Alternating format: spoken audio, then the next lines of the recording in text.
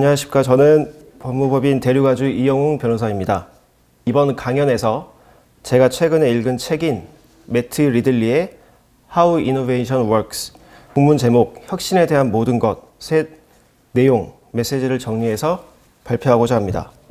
2023년 4월경에 국내에 출판된 책인데요. 인류가 처음 태동해서 최근에 이르기까지 있었던 크고 작은 혁신 사례에 대해서 소개를 하고, 이를 통해 혁신이란 무엇인지, 혁신이 우리 사회에 어떠한 역할을 하는지, 혁신이 발생하기 위한 조건, 장려하기 위한 제도적 장치 등이 무엇인지에 대하여 고찰한 책입니다. 저자는 1958년 영국에서 태어났습니다. 그는 이튼 칼리지를 거쳐 옥스퍼드 대학교에서 동물학으로 박사학위를 받았습니다. 리들리는 저널리스트, 사업가, 정치인으로 활동하며 과학, 환경, 경제 분야에 대해 다양하게 저술하고 있습니다. 붉은 여왕, 게놈, 이성적 낙관주의자 등이 그가 저술한 책이고 베스트셀러가 되었습니다. 그럼 이제 본격적으로 혁신에 대해서 이야기해보는 시간을 가지도록 하겠습니다. 혁신이란 무엇인가? 영문으로는 이노베이션인데요. 먼저 사전적 정의를 찾아보았습니다. 묵은 풍속, 관습, 조직, 방법 따위를 완전히 바꾸어서 새롭게 함, 사물, 진행 상황, 서비스에서의 점진적인 혹은 급진적인 변화. 이 정의만으로는 가까이 와닿지 않으실 수도 있는데 차차 혁신에 대해 구체적으로 알아보도록 하겠습니다. 제가 간단한 퀴즈를 내볼 텐데요. 이 네 가지 중에서 혁신에 해당하지 않는 것은 무엇일까요? 많이 어려우시죠? 저는 정답이 2번이라고 생각하는데요. 만약 2번을 정답으로 고른 분이 계시다면 어느 정도 혁신의 의미를 저와 동일하게 생각하시는 것이 아닌가 싶습니다. 저자는 책 전반에 걸쳐 여러 관점에서 혁신을 정의하고 있습니다. 하지만 저자는 제일 먼저 혁신이란 열역학적 평형 상태에서 벗어난 물리적 상태 혹은 에너지의 역전환을 의미하고, 이는 엔트로피의 정반대 작용이라고 합니다. 이와 관련하여서는 엔트로피의 개념에 대해서 생각해 볼 수 있을 텐데요. 엔트로피는 어떠한 질서나 체계, 시스템이 존재하지 아니하는 상태 혹은 그 상태로 전환되는 성질을 의미합니다.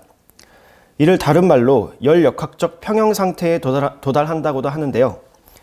즉, 원칙적으로 물체의 열적 상태가 저하되고 기존 질서가 붕괴되는 방향으로 변하는 성질이 있는데, 혁신은 그 반대를 의미한다는 것입니다. 사람들이 에너지를 소비하거나 전환함으로써 있을 법하지 아니한 질서를 유지하고 만들어낸다고 하는데, 에너지가 생성되어 응결된 결과물은 생명과 기술 양쪽 모두에 존재합니다. 예를 들어 어미 오리가 알을 품어서 따뜻한 온도를 유지하고 이를 통해 새 생명을 태어나게 하는 것, 또 인간이 자연 상태에 존재하지 않는 어떠한 물건을 만들어내는 것 등이 혁신의 범주에 속한다고 할 수 있을 것입니다. 아울러 혁신은 자유롭게 표현된 인간 욕망을 충족시키기 위한 자유롭고 창의적인 시도이고, 오늘날 우리 대다수가 조상에 비해 더 풍족하고 지혜로운 삶을 사는 이유라고 볼 수 있습니다.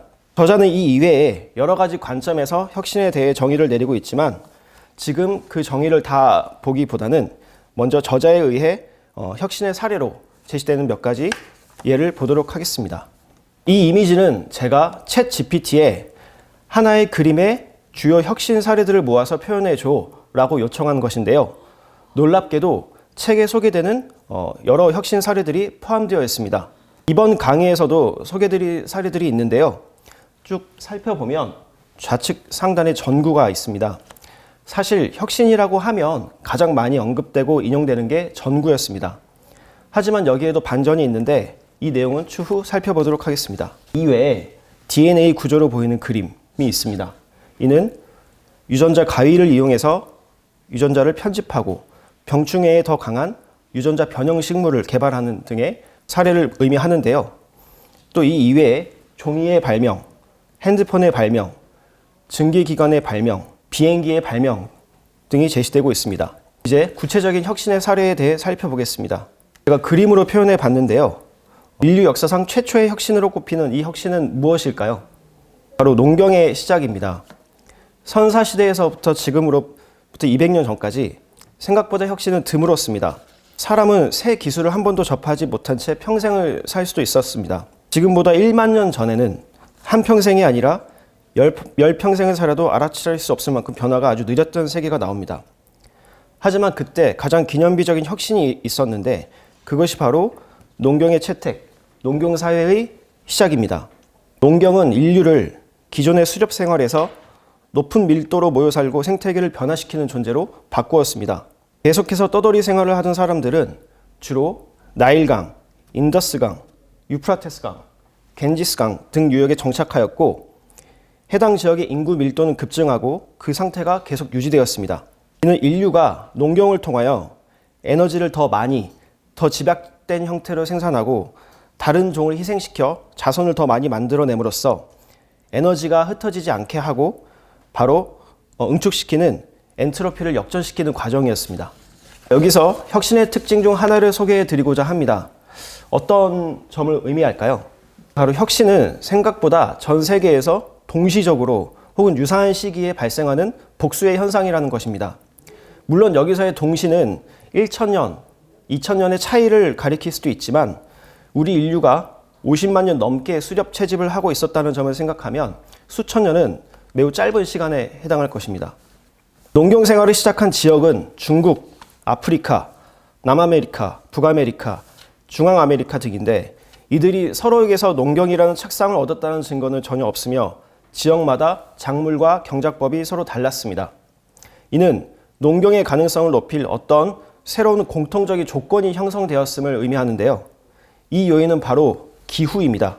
바로 간빙기가 도래하였다는 것인데 기후가 빙하기 때보다 더 따뜻해지고 더 습해지고 대기의 이산화탄소 농도가 높아지자 거의 곧바로 사람들은 더 식물 집약적인 식단으로 옮겨가면서 식량을 더 집중 생산하는 쪽으로 생태계를 바꾸었습니다. 결국 농경은 환경에 따른 의무적 적응이자 불가피한 현상이었던 것으로 보여지는데 저자는 이러한 동시 발명 혹은 시대의 산물이라는 성질이 혁신의 특징 중 하나라고 보고 있습니다. 이에 대해서는 추후 다른 사례에서 다시 살펴보겠습니다. 이어서 혁신의 두 번째 특징을 살펴볼 수 있습니다. 바로 농경은 풍족한 시기에 풍족한 곳에서 일어났다는 것입니다. 혁신이 평화롭고 번영하는 시기에 교류가 잘 되는 곳에서 꽃피우는 것처럼 농경도 유프라테스강, 양쯔강, 미시시피 강 유역처럼 따뜻하고 물이 풍부한 곳이나 유긴이나 안데스 산맥처럼 기름지고 햇볕을 잘 받은 토양에서 시작되었습니다. 이 이미지는 제가 재미를 위해 추가한 내용입니다. 인류의 최초의 혁신으로 꼽히는 농경 생활을 통해서 인류는 말과 소의 유전자를 바꾸었을 뿐 아니라 자기 자신의 유전자도 바꾸었습니다. 어떤 변화를 겪었는지 이 이미지를 통해 유추하실 수 있을까요? 바로 소의 젖을 짜서 수확한 우유를 마시고 속이 거북해지는 현상을 가리키는 것입니다. 유당불내증이라고도 하는데요. 원래 인간을 비롯한 모든 포유 동물의 성체는 우유의 주요 당인 젖당을 소화할 수 없다고 합니다. 젖당 유전자는 젖을 떼면 더는 필요 없기 때문에 자동적으로 꺼지도록 시스템화되어 있기 때문입니다. 그런데 어느 날부터 인간의 아기가 젖을 뗀 뒤에도 젖당 유전자가 꺼지지 않는 돌연변이를 띠게 되었습니다. 이러한 젖당 내성 돌연변이의 발현 시기는 신기하게도 낙농업의 발명 시기와 일치하는데요. 이는 인간의 유전적 변화와 문화적 혁신의 유기적 관계를 보여준 사례일 수 있겠습니다. 사실 저도 20대에 들어서면서 갑자기 우유를 마시면 속이 불편해지는 증상을 겪고 내가 나이가 들어서 그런가 하고 슬퍼했는데 놀랍게도 정말 나이가 들어서였던 것입니다. 주변 지인분들 중 우유를 먹고도 속이 괜찮은 분이 계시다면 너는 젖당 내성을 띤 돌연변이구나 라고 말씀하시면 될 것 같습니다. 두 번째 혁신 사례를 소개해 드리겠습니다. 농경의 시작만큼 오래된 인류에게 있어 매우 큰 의미를 가지는 혁신은 바로 불의 발명입니다. 불은 인류의 해부 구조까지 바꾼 혁신에 해당하는데요. 불이 정확히 언제 어디에서 발명되었는지는 아직 확인되지 않았습니다. 다만 고고학적 증거에 담긴 단편적 단서에 따르면 200만 년 전에 발명되었을 수도 있고 한 차례 또는 여러 차례에 걸쳐 발명되었을 수도 있는데 우리는 놀랍게도 인간의 해부학적 증거를 통해 불의 발명 시기를 추정해 볼 수 있습니다. 인류의 장기는 현재 날 것만 먹고서는 생존할 수 없게 되어 있습니다. 날 음식만 섭취할 경우 만성적인 에너지 부족, 불임을 포함하여 필수적으로 체중이 줄어들게 된다고 하는데요. 그 이유는 인간의 창자가 날것에서 효율적으로 에너지를 뽑아내는 구조가 아니기 때문입니다. 하지만 인류가 본래 수렵 생활을 하면서 날것만 먹으면서 생존하였다는 점을 미루어 볼 때 인류의 내장이 변화된 것인데요. 이러한 변화가 약 200만 년 전부터 일어난 것이 확인되는 점을 통해 불 역시 최소 200만 년 전에 인류의 제어 통제하에 들어왔음을 알 수 있습니다. 음식을 불로 조리하는 과정은 녹말을 젤라틴화함으로써 소화할 수 있는 에너지 양을 거의 2배로 늘리는 과정인데요. 이는 결국 인간이 체내가 아닌 몸 바깥에 일종의 소화 기능을 가지는 위장을 하나 더 가지는 것과 비슷합니다.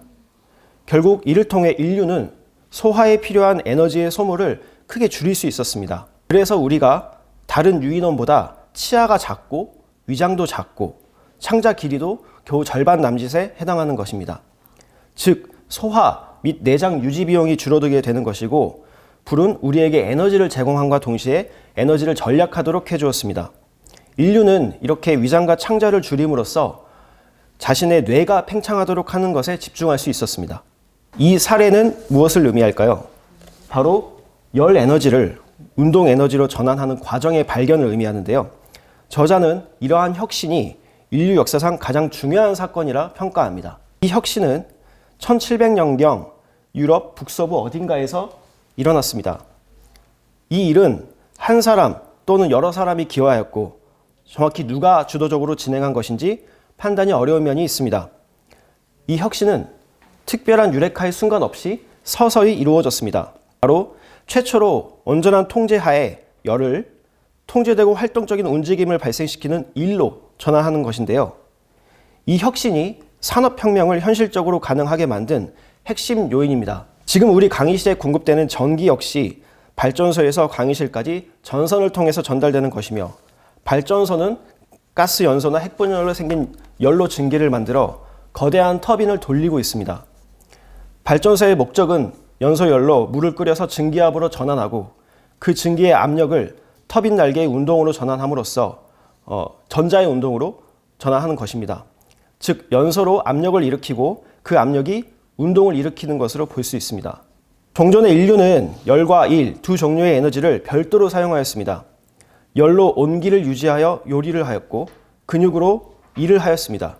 하지만 증기는 열이 일로 전환되도록 하였습니다.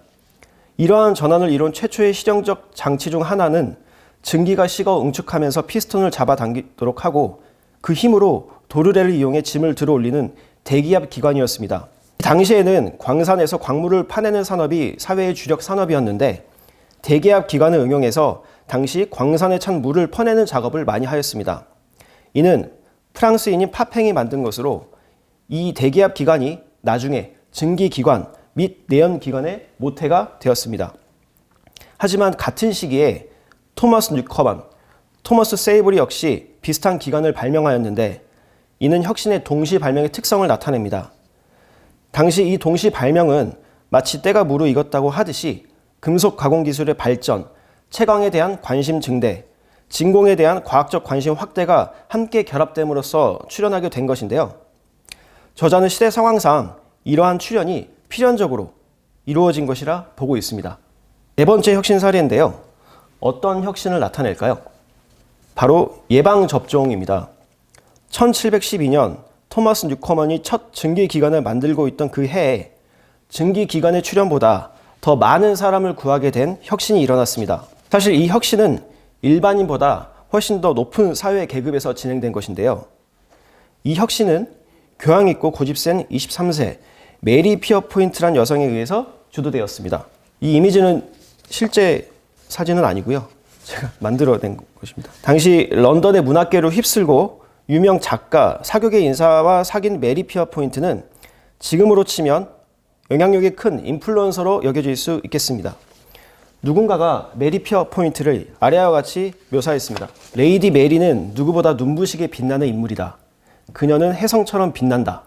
늘 파격적이고 언제나 방랑한다. 가장 현명하면서 가장 충동적이다. 가장 사랑스러우면서도 가장 불쾌함을 불러일으킨다. 세상에서 가장 선한 천성을 지니면서도 가장 잔인한 여성이다. 뭔가 이 복합적인 매력을 가진 분으로 추정이 되는데, 하지만 그녀에게 불행이 발생했습니다. 그녀와 그녀의 가족이 당시에 유행했던 천연두에 걸린 것입니다. 천연두 바이러스는 18세기 초 영국 런던을 크게 위협했습니다. 당시 메리 여왕과 그 조카이자 스튜어트 왕가의 마지막 후손인 글러스터 공작도 천연두로 인하여 사망하였습니다. 메리의 남동생 역시 천연두에 걸려 사망하였고, 다음에 메리 본인도 목숨을 잃을 뻔했습니다. 그러나 메리는 다행히 목숨은 건졌는데요. 하지만 온몸에 심한 흉터가 생겼고 속눈썹을 잃는 등 그 미모를 잃었습니다. 그 와중에 메리의 남편이 콘스탄티노플 대사로 임명되자 메리도 어린 아들을 데리고 남편과 함께 해외로 이동합니다. 사실 그녀는 예방접종을 발명하지 않았고 그 소식을 대중에게 처음 알린 사람도 아닙니다. 하지만 그녀는 콘스탄티노플의 오토만 사회의 폐쇄적인 여성층 사이에서 예방접종 행위가 어떻게 이루어지는지를 상세히 지켜볼 수 있었습니다. 이후 고국으로 돌아와서 아이들을 걱정하는 엄마들을 대상으로 접종을 하라고 설득하고 이를 널리 유행시켰습니다. 당시 접종, 인그래프팅이라는 용어가 처음 사용되었습니다. 천연두 치료법은 천연두 생존자의 고름을 건강한 사람의 팔에 생채기를 내고 나온 피에 섞는 방식인데요. 당시 런던의 모든 전문가는 그 방법이 매우 위험한 미신이고 터무니없는 행위라고 비판하였습니다.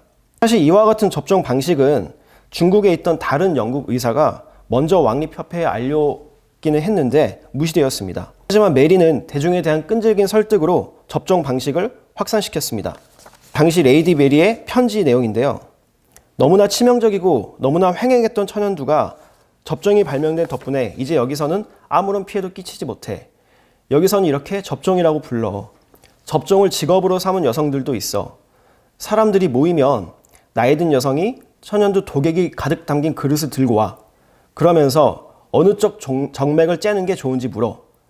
알려주면 즉시 커다란 바늘로 째고서 바늘 끝에 묻힐 수 있는 만큼 소량의 독액을 정맥에 집어넣어.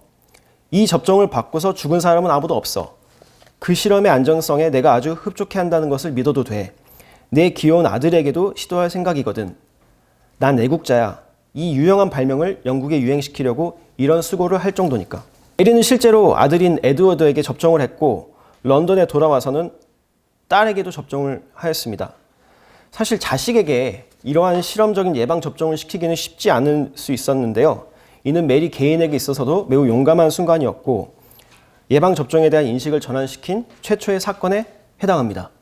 5번째 혁신 사례이자 마지막 사례인데요. 어떤 혁신을 의미할까요? 바로 인공지능 AI의 발명입니다. 사실 AI는 역사적으로 실패를 거듭한 사례입니다.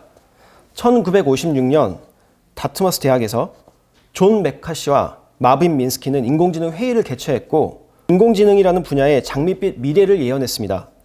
존 맥카시는 세심하게 고른 과학자 집단이 여름 동안 그 문제를 함께 연구한다면 생각하는 컴퓨터를 개발하는 데 상당한 발전이 이루어질 수 있으며 컴퓨터에 인간의 지능을 복제하거나 그에 비견될 지능을 담은 돌파구가 약 20년 뒤엔 열릴 것이라고 보았는데 20년이라고 하면 1976년이 될 텐데 그때는 제가 태어나기 전인데요.